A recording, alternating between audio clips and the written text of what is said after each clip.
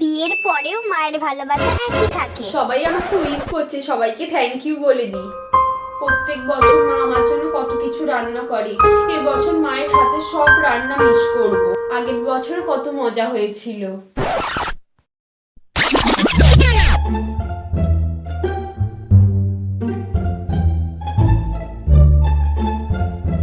ও বৌমা, তোমার মা ফোন করেছিল, তোমাকে ও বাড়িতে যেতে বলেছে। ও মা যেতে বলেছে?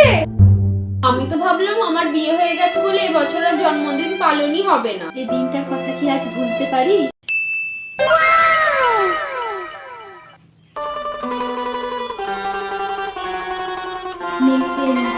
বাবা মা কত কিছু তুমি রান্না করেছো। না, খাও।